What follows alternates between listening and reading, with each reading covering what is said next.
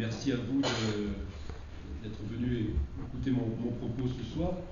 Je veux dire que j'ai grand plaisir à présenter cette intervention doublement parce que j'ai été très séduit l'année dernière par ma première venue au Mexique, c'est une première grande raison, et aussi parce que le propos que je veux vous tenir est un propos auquel je tiens beaucoup. Il y a, je crois, une fibre un peu militante peut-être dans mon propos et pas seulement une fibre critique ou universitaire. On entend dire ici et là que la littérature française a été une grande littérature, que ses plus beaux jours sont derrière elle, et la rumeur publique soutient qu'il n'y a plus vraiment de littérature française, que maintenant le beau temps des écrivains de notre pays et peut-être même de notre langue est passé. Et il me semble que c'est exactement le contraire qui se passe, et qu'il est absolument nécessaire de le dire, de le redire, et non seulement de le soutenir, comme je vais essayer de le faire, mais de le prouver avec un certain nombre d'exemples. Nous vivons un moment de notre littérature comme l'histoire littéraire en a très très peu connu. Nous retenons dans notre histoire littéraire l'avènement du romantisme, du symbolisme, du surréalisme, enfin des grands mouvements qui ont scandé cette histoire.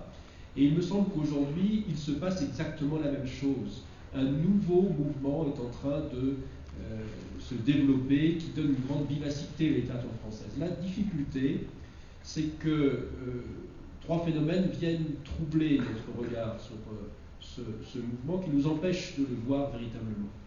Le premier phénomène, c'est bien sûr que les médias ont considérablement évolué, que nous sommes plus dans un temps de l'image que de l'écrit, et que la littérature n'est plus aujourd'hui l'art dominant comme elle a pu l'être par le passé. Donc on en parle moins, on y est moins attentif, et lorsqu'on est attentif à quelque chose, ce sont souvent à des épiphénomènes ou à des mini-scandales comme ceux que les noms que Christian Moir vient d'évoquer, ou Houellebecq, Angot, Millet ont pu susciter ici et là, sans nous permettre toujours d'avoir l'espace et le temps pour aller voir ce dont eux-mêmes sont parfois simplement des exemples parmi d'autres.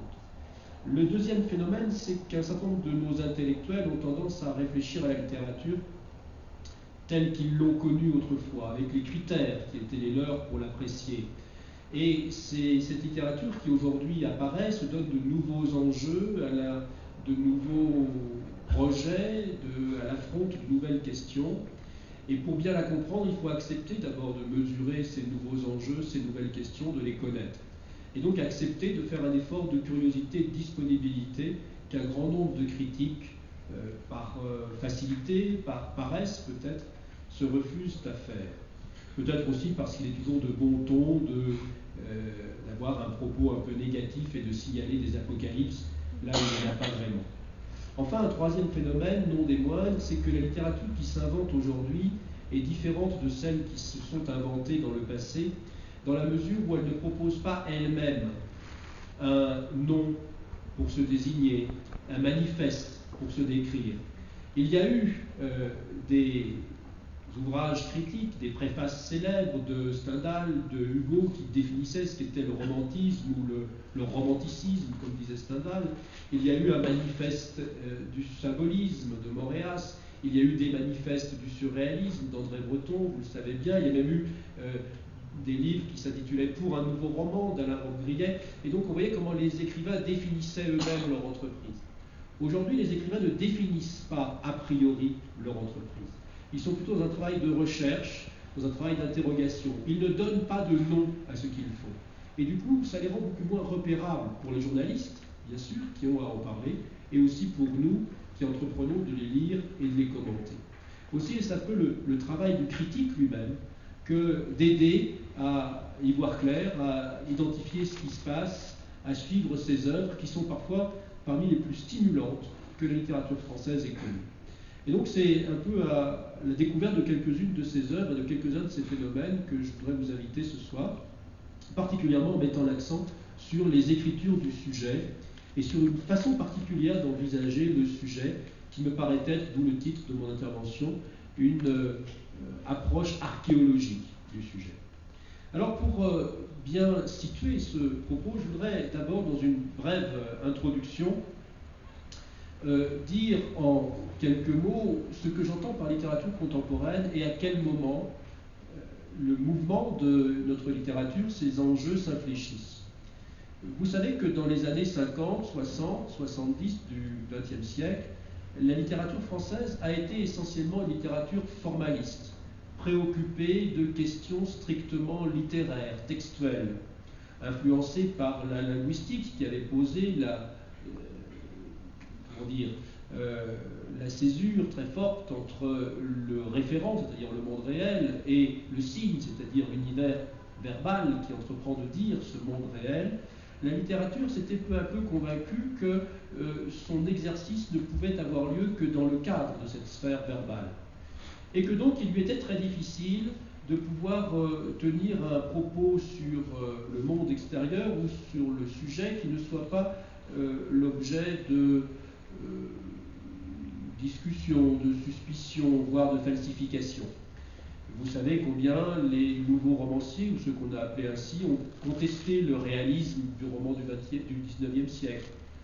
Vous savez combien Nathalie Sarraute a pu contester le psychologisme aussi d'un certain roman de la fin du XIXe. Vous savez comment ces formes critiques ont introduit ce qu'on a appelé alors le soupçon. L'ère du soupçon, c'est le titre d'un volume de Nathalie Sarraute sur d'anciennes façons d'écrire la littérature. Et cette période qui dure pendant une trentaine d'années est une période où les écrivains sont plutôt tournés vers une exploration des formes, des possibilités de la littérature. On voit apparaître ce groupe qui s'appelle l'Oulipo, l'ouvroir de littérature potentielle, où se réunissent des gens comme Raymond Queneau, comme Georges Perec, et Jacques Roubaud et quelques autres, et qui sont tous des manipulateurs de langue. Dans ces années-là, Roland Barthes disait que la littérature était devenue intransitive, comme on le dit de ces verbes qui n'admettent pas de complément d'objet.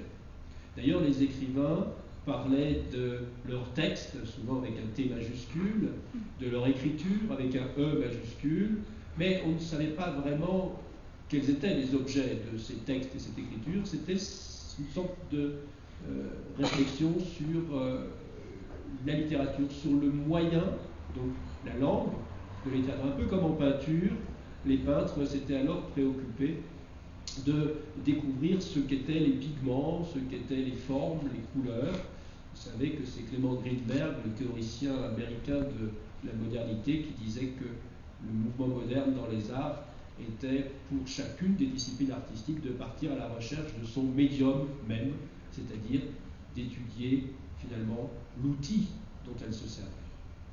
À la fin des années 70, pour un certain nombre de raisons d'ordre très divers, la littérature évolue de façon assez radicale.